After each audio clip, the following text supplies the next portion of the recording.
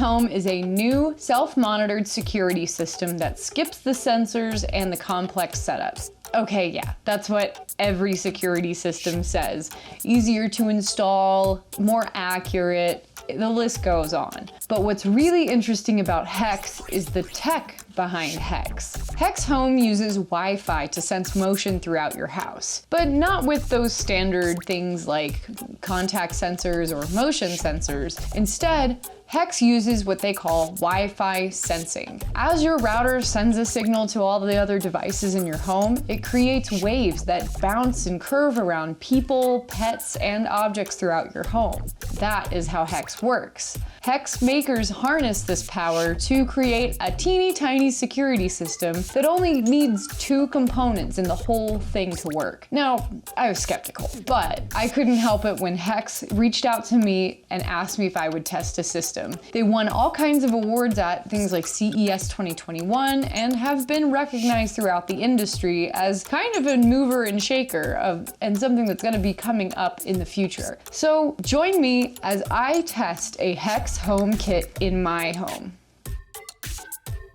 It was hard to believe the whole security system fit in this little box. Inside the Hex Home kit, I found a hub and 2 sensors. No keypad, no fobs, no screens or wires or extra doodads. The iCommand hub is roughly the size of my Google Home Mini. It also has mounting holes on the back so you can hang it on the wall. To get started, I plugged it into a wall outlet and went through a quick setup in the app. The bite-sized iSense sensors go directly into the wall too. These are the motion detectors and sirens for your system.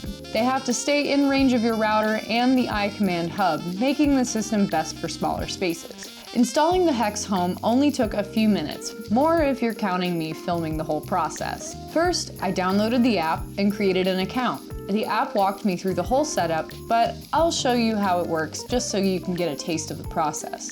Next, I set up the iCommand and scanned the QR code on the back of the device. Then I moved on to the iSense and did the same. We had some trouble with the scanning on our first tries, so I only used one iSense. After that, the app set up the Hex AI engine and updated its firmware. And voila! I was done and ready to put Hex to the test. Hex Home isn't just a security system, it's a security system using new technology. So I buckled down and did a few tests. I started testing its basic functions like switching between modes and exploring the app. The modes dictate whether the system detects motion, turns on the siren, or sends you notifications. You can also set schedules for the modes and adjust motion sensitivity. Hex Home boasts a 75 decibel siren, about the same as a hairdryer, but it wasn't loud or intimidating. Hex uses Wi-Fi sensing to detect motion, but I wanted to see what happened when there was no Wi-Fi. Maybe the system had some kind of backup method. My hypothesis on Hex was a hack. And for my last test, I broke into my own house. Hex isn't professionally monitored, so I was a little bolder about setting off the alarm. As I walked in, the app reset itself and back to the alarming countdown. If I were a real intruder, I would have had over a minute to swipe what I wanted and leave before the siren went off. But mistakes happen, so I wanted to give this system a fair chance. So after having Hex in my home for a little over a week, here's what I liked and what I didn't like about it. Without extra devices or professional monitoring to help you control your system, Hex had to make their app good. And they did. The app was super easy to navigate. You could switch between modes really easily, check any histories, and set off the siren in a matter of seconds. And also, the app is just really pretty. In the app, you can see a motion history. What days are the busiest, when is the most activity, what time of day. That kind of helps you set schedules as far as when to guard your house or when to let your guard down. So for events like the house sitters coming by or the kids are getting home from school, you can check your motion history and see when the most activity is happening so you can plan around that. Like I said before, I was really skeptical about the whole Wi-Fi sensing technology. I had personally never heard of it and wasn't really sure if it was even gonna work. But sure enough, the Hex caught all my motion throughout my testing, and I didn't set it off, thankfully, on accident, which makes it a lot easier to use, so you don't have to worry as much about false alarms with this one, but it does work.